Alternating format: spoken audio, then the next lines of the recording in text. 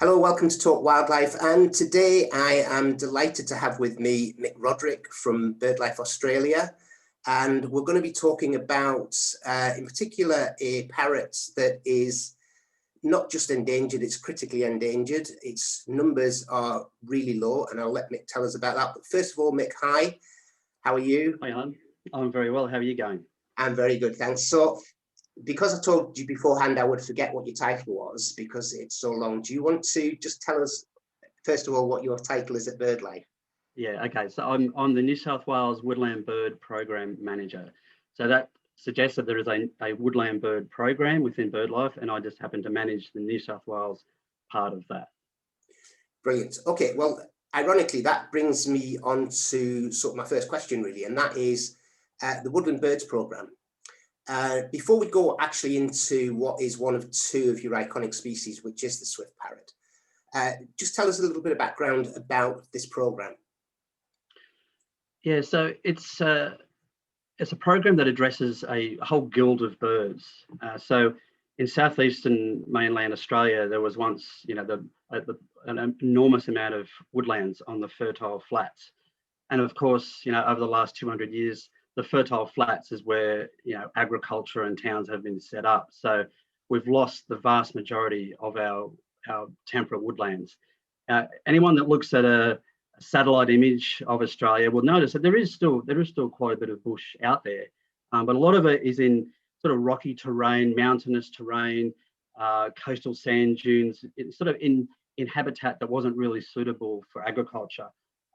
And so there's this sense that there's still a bit of habitat left, but the point is that this area that was once temperate woodland is a type of habitat that has been largely lost. We've lost about 85% of it, and of the 15% that is left, a lot of that is very fragmented.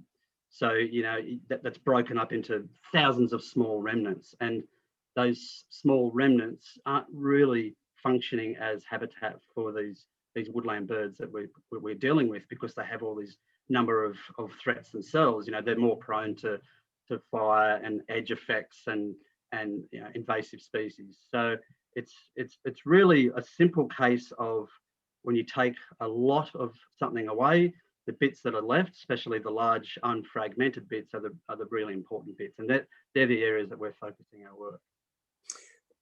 Right, okay, so two questions on that. Number one is, what tree species are we talking about? So in your woodland, is it mixed woodland? I know there's a lot of eucalypt out there, but what tree species are we talking about? Dozens of species. I guess the important thing though to point out is that so you mentioned gum trees. So eucalyptus species and other genuses that used to be with taxonomically with eucalyptus, like a Carimbia, the bloodwoods and things like that, apples, Angophores, that they form, that in any habitat that they're in, they are the dominant tree, and they really form the backbone of our temperate woodlands. But it's not just about trees, and this is something that's pretty important to get across. Again, there's a perception of there's a lot of trees, but some of those trees could be basically in paddocks, so they're essentially trees and grass. And what you need in a functioning woodland is diversity in the plants. So you need different structures for different birds to perch on, and you've got mistletoe and the forbs and the herbs on the floor, and the native grasses that produce the seeds for the seed eaters. Everything, it's like a building block. It's not just about the trees, but to get back to your question, I guess it's probably fair to say that the gum trees are really the backbone of this habitat type. Right, and my other question on that is obviously because we're talking about remnants of woodland. So how did the fires have effect? Because you've recently had some well-publicised fires over here. We've heard over here. How has that impacted on the woodland, and is it something that the woodland sort of recover from? Because some woodlands rely on fire and they recover quite quickly. What's the situation like in the woodlands over there?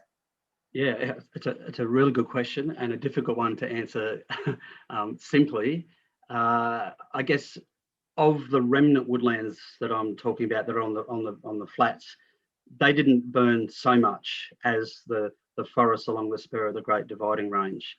The large uninterrupted forests, particularly in the vicinity of the Sydney sandstone, but also on the south coast and other parts of southeastern temperate Australia, were, that it was in the media, as you would have seen. They were incredibly hot fires, and that came at the end of a very prolonged dry period. And I don't want to get too bogged down in how the land is managed, but these were unnatural fires, I guess you could say. Unnaturally, there was an unnatural amount of leaf litter that fed, that gave rise to the fuel for the fires, and driven by the hot temperatures and the lack of rain, there was just so much fuel that they just kept burning. So I guess in our temperate woodlands, we did have a lot of habitat affected, including habitat for the swift parrot. And you're right again in that the Australian environment has evolved. Aboriginal people actually used fire as a way of farming, essentially. But they knew what they were doing. We quite haven't really got the understanding of how how fire shaped the landscape and how to manage it. It's a really tricky subject. Probably the topic for an entire new discussion or separate discussion. But it is fair to say that a lot of habitat for our woodland birds was affected, but fortunately not so much in the remnants. Right. Okay. And we're here to talk about a specific species. You've got a number of species that are part of your program, but the one that sort of caught my attention, and actually caught my attention because I met a lady in Minsmere over here in Suffolk, who just happened to be over here on holiday, who was part of the Tasmanian end of the swift parrots conservation. For the life of me, can't remember her name. It was a few years ago. She was kind enough to send me one of your pin badges. And I always had it in the back of my head, I really must do something about the swift parrot. And having spoken, that's probably the one. Yeah, that's probably the one. Right. And having spoken recently to sort of your colleague about shorebirds, that sort of triggered me to to do a bit more research into BirdLife Australia. And I was quite astonished, really, at the numbers on, the swift parrot. So let's start off by setting the scene. So tell us, number one, about the swift parrot, its numbers, its size. Give us a little bit of background to the swift parrot itself. It's unique. It's great working with unique species. It's unique in that it's a migrating parrot. There are a couple of other species of parrots around the world that do migrate, including the orange-bellied parrot, which shares the breeding grounds of the swift parrot, which is Tasmania. It's about 23 to 26 centimetres long, something like that. What's that, about 10 inches? It's superficially similar to lorikeet. So some of your listeners might be familiar with what a lorikeet looks like. Essentially a long-tailed, medium-sized, I guess, on the small side of thinking about larger parrots, but it's a smallish parrot. Unique in that it was dubbed the swift parrot, being the fastest flying parrot in the world, and of this very small number, perhaps only 3 parrots in the world migrate, it makes the longest migrations.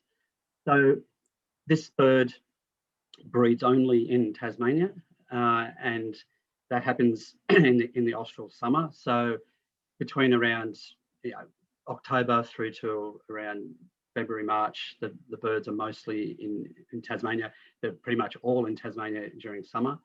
And then in early autumn, so pretty much in the next few weeks, we would be expecting the first swifties. So we refer to swift parrots as swifties, to start migrating across Bass Strait onto the mainland of Australia.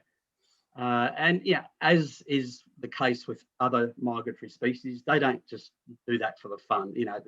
There's a reason behind that. And So what swift parrots do on the mainland is they seek out the really rich patches that are producing nectar. So they are also a nectar feeding parrot, which is another similarity they have with lorikeets. So they're constantly on the move. They're highly mobile. So I guess it's fortunate that they are swift and able to move quickly, because they won't just settle anywhere. They really hone in on those high quality patches, and that again brings us back to the original message about a lot of forests, or the vast majority of forests, on fertile soils, which produces the highest amount of nectar. It all starts in the building block of the soils. When you've got trees growing on really skeletal soils in sandstone, those trees are not going to produce the same nectar load. Koalas are the same. Koalas are endangered because they need to eat gum leaves that are full of nutrients from the flat. So it's a pretty simple concept that we've lost the vast majority of the habitat on the mainland for the swift parrot, and of course in Tasmania as well. So it's facing some new emerging threats, which we will get to later. But across its whole range, habitat loss has been the key driver for the drop in population. Now, as far as numbers are concerned, I've read accounts of there being around 10,000 pairs or something like that historically. I guess there was never any sort of accurate counts. It was never an overly abundant bird in the millions or anything like that. But we're now faced with a situation. When I first started working on swifties, the population estimate was around 2,000. The recovery team now is using 750 individuals as the sort of accepted population, and there's been some recent work done by the Australian National University recently using genetic diversity in Tasmania to look at what an effective population, and they have concluded that the effective breeding population of swifties could be as few as 300. So yeah, this is a bird that's suffered a pretty slippery steep slope down as far as population is concerned, and some of the threats, which I'm sure that we'll get to, are really looming large for the swift parrot. Yeah, I read that article. Sorry, I got a little bit of feedback there, but yeah, I read that article, and it was astounding because the figures I'd seen that were in the BirdLife fact file and in fact I actually wrote them down. It was around about, I think it was 2,000 to 3,000. Then I saw this article which started talking about sort of, less than, I think it was about 348 or something like that. Yeah. What period of time are we talking about over, the change in those figures? I would say, the estimate of 2,000 down to, let's put a range of 350 to 750. That would have been in certainly the last 10 years. Yeah. And it's probably due.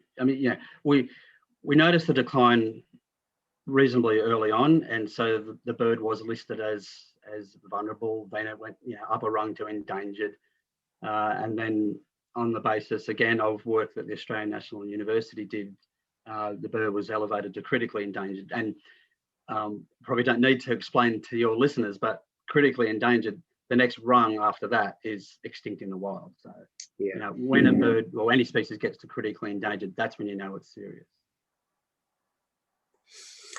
And just before we move on to threats, they migrate, and it's between Tasmania and Australia. What's the distance?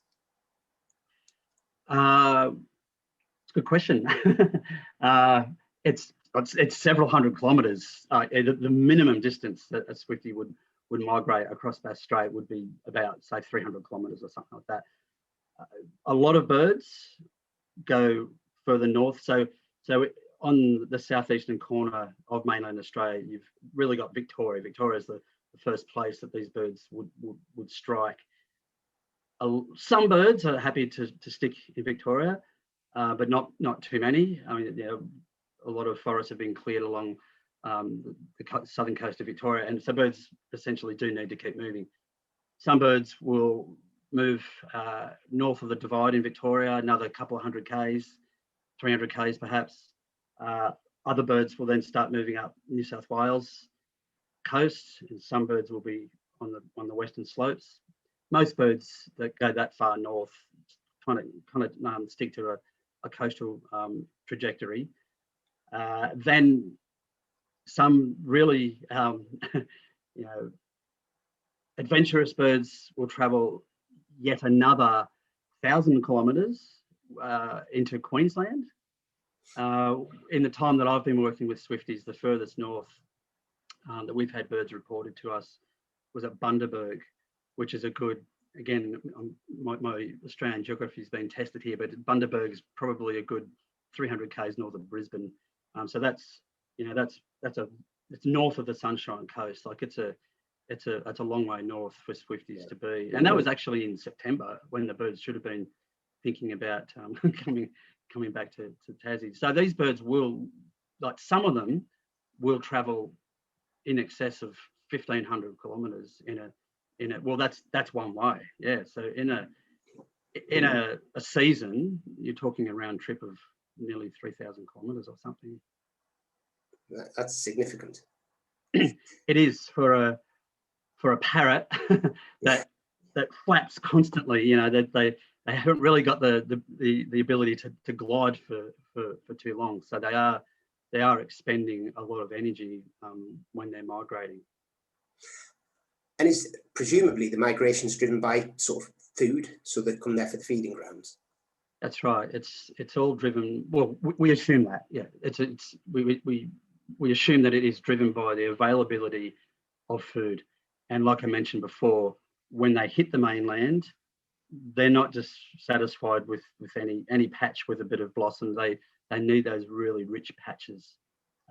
It's similar to, so you mentioned our two iconic endangered woodland birds. The other one is the Regent Honeyeater, and it's exactly the same story. They're called rich patch nomads or rich patch specialists. These are birds that are highly mobile and move around the landscape looking for those really high yielding eucalypts that are producing nectar. Right, and to your knowledge, have they ever bred in Australia? On the mainland? Yeah. Not to my knowledge. Right. In fact, in captivity, it hasn't been happening for a very long time, as I understand it. But yeah, no, in the wild, to my knowledge, I'm not aware of any breeding records on the mainland. Right.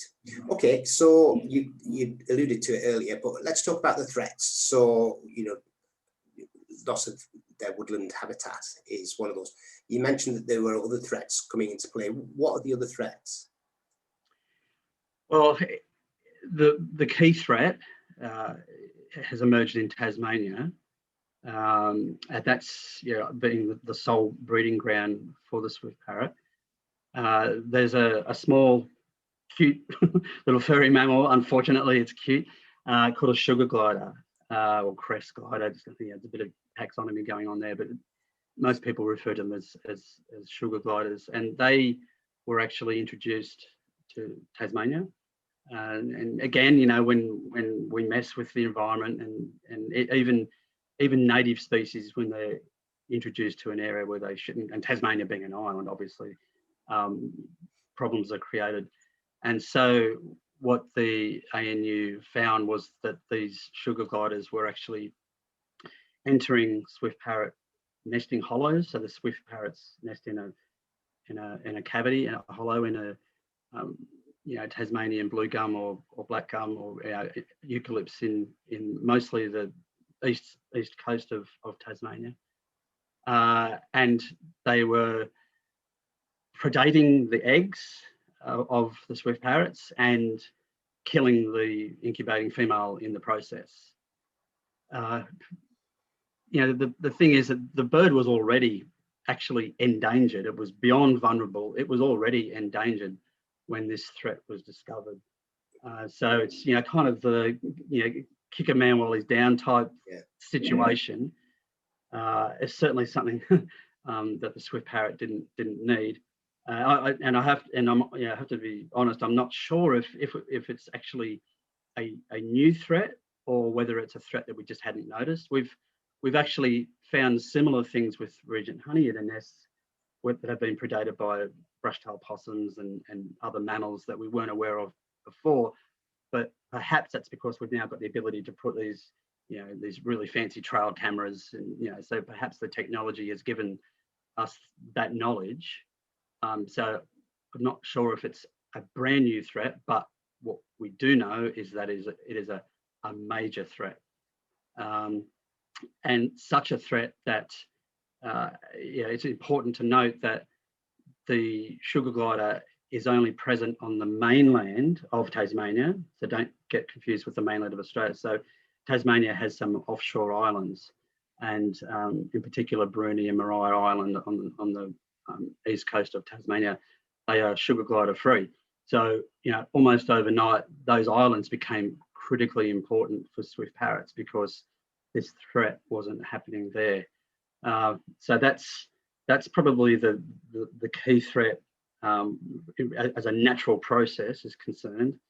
The other major threat in Tasmania that is being complicated is the fact that there is forestry occurring in places where both swift parrots breed, but also on some of the islands where like I mentioned, have become vitally important because they are glider free, and so there's logging happening on those islands. So that's kind of a political situation, and many groups, BirdLife Australia, ANU, have been at the forefront of opposing that and trying to draw attention to our nature laws that they are really failing us. The fact that these forestry operations can happen, and recently the Bob Brown Foundation tried to put a halt to it, and saying that it was unlawful to be still logging these forests, but unfortunately they lost. So it's one of those unfortunate situations where we've got the science and there's no arguing, right? It's black and white that these gliders are basically driving this bird towards extinction. Mm-hmm. And so I guess that those are the key threats, but they are the ones that are restricted to Tasmania. The bird has similar threats on the mainland, and even though the birds don't breed here, they obviously they need wintering habitat. They spend more of their lives on the mainland than they do in Tasmania, and we've got forestry operations again occurring in important swift parrot habitat remnants, including some areas that were spared from the fires last year, and some areas that were also affected by the fires. The forestry corporations want to get back into those places to log, and we're doing our best to send a really strong message that it's just that you can't do that. These, in particular, the forests of the south coast of New South Wales are an area where swift parrots exhibit site fidelity. So site fidelity is a very important concept on the mainland. When a bird like the Regent Honeyeater or the swift parrot exhibit site fidelity, that means they return time and time again to the same site. That tells you that site is particularly important. And so we're BirdLife in the midst at the moment of running a campaign trying to halt logging in some of these south coast spotted gum forests that have been used continually by very significant numbers of swift parrots. 9 years ago, over half of the population of swift parrots were wintering in some of these forests on the south coast. So, you know, it's not just about forestry, you know, it's, you know, habitat loss is the responsibility of everyone, but it's, you know, it's being driven by groups other than forestry groups. So, you know, BirdLife Australia are also active in advising the government, so particularly the New South Wales government, with important swift parrot habitat mapping, which then gets fed into their legislation, which then, you know, if a development application comes in on important swift parrot habitat, that triggers, you know, things that then happen that hopefully will make it difficult for that land to be cleared. So, yeah, that's probably a long-winded snapshot of the threats. Right. Okay. So, with regards to the sugar glider, what's its population looking like? Because you say it was introduced to Tasmania. So, what's its population like there, and does it have any natural predators over there? Yeah, no, that's a good question. So Tasmania obviously did have a very large predator. You know, the largest marsupial predator that has lived in recent, you know, history, the thylacine, or the Tasmanian tiger. But it's not, it's not arboreal, and the Tasmanian devil, you know, it could also function as a predator, but again, it's not arboreal, and so, you know, the predators for these gliders might only be nocturnal, you know, owls and things like that, and, you know, the Tasmanian masked owl is another endangered species. So these gliders probably don't have a lot of natural predators, and this is exactly what happens on islands when you don't have natural predators of arboreal mammals like that. So the population of sugar gliders, I guess, is going reasonably unchecked, and it's not, you know, I really don't think that the swift parrots have got enough time for us to try and deal with the sugar glider problem as a whole. The ANU have been very active in dealing with the sugar glider problem at the swift parrot breeding sites. So, yeah, whereas, you know, I guess using islands as an example again, I mean, Tasmania being a big island, you know, we have been able to remove other, you know, on smaller islands, you get in and remove rats and rabbits and other threats. So you can actually achieve really great things on islands.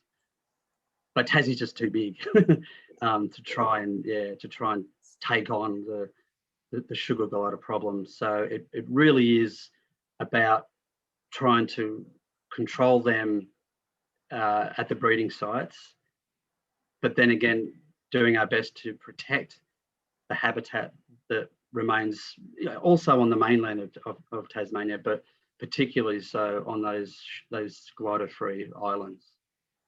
Right. And is there any sort of captive breeding program for these parrots? There is.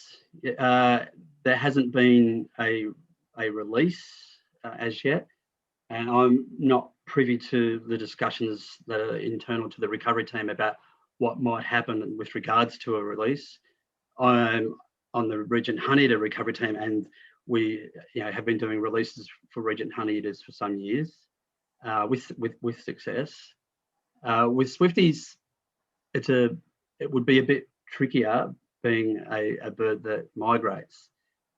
Regent Honeyeaters are more nomadic, and so the theory is that the birds that are released would assimilate and follow wild birds, or just find their own way around.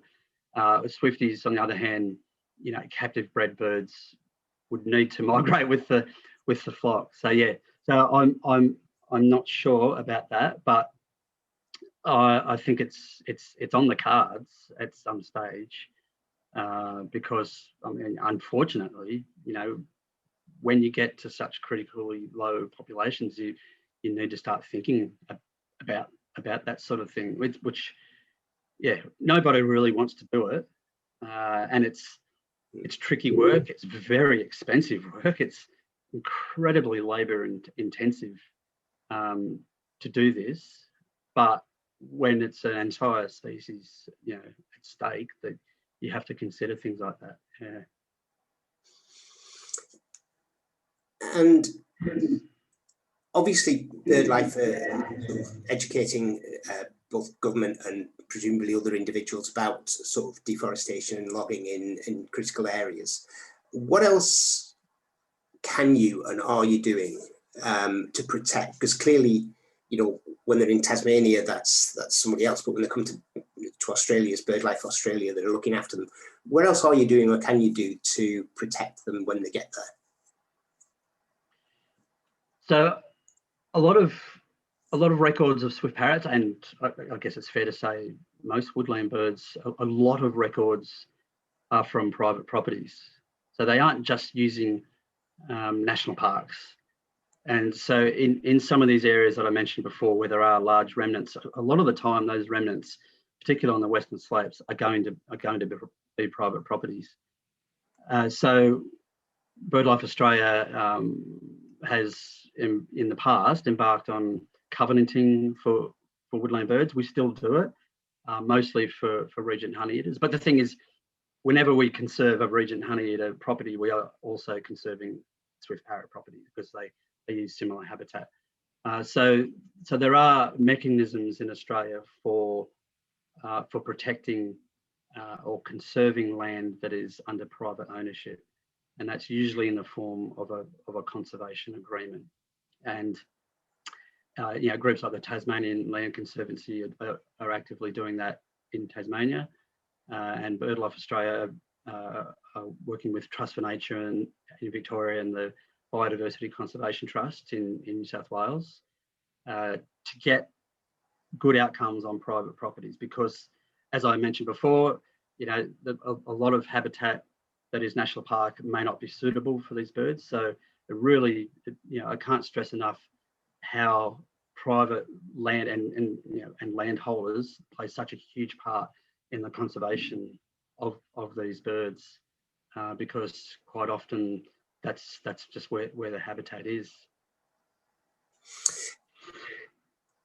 I think what we'll do is we'll end off on a question, and it's, you know, it's a bit of a dodgy question to ask given where the numbers are, but how optimistic are you for the future of swift parrots? I always err on the side of optimism. I'm optimistic about Regent Honeyeaters, and I try and be optimistic about swift parrots because there's a lot of people that are very passionate about this bird, and there's a lot of awareness now, and I think that as awareness grows, action will grow. I think with swift parrots as well, as opposed to Regent Honeyeaters being nomadic, because swift parrots, we've got a reasonable idea of where they breed. They obviously are in Tasmania, but you know, they return to similar landscapes where there's blossom resources to establish to breed. So even though it changes between years, we've still got a reasonably good idea. So that makes targeting, you know, our message a bit easier, and really it does boil down to political will, I think, particularly with the situation of forestry simply just accepting that they shouldn't be logging in any areas of important swift parrot habitat, particularly in any glider-free areas in Tasmania and anywhere where swift parrots might breed. It's as simple as that, because if that doesn't stop, then the trajectory of extinction that this bird is headed for, you know, that may also not stop. So I have some faith. Yeah, I think that common sense will prevail just in time, and yeah, you know, just just making this bird iconic and having it up in lights and telling people about it. We're producing a booklet at the moment to help do that. And videos such as this one that you're recording is just fantastic, because getting it on people's radars is half of the challenge. And once people are aware, then you can sort of gather a groundswell of support. So yeah, I'm hoping that there's a future there for Swifties. Excellent. Well, I look forward to talking to you in the future about the dramatic recovery of the swift parrot. So do I. I look forward to telling you all about it too, Alan. Excellent. Right, Mick, thank you ever so much for your time. That was really insightful, and clearly you've got a big job in your hands there, and fingers crossed people will see sense and start to get behind you and the work that you're doing. So thanks for your time. Yeah. No worries.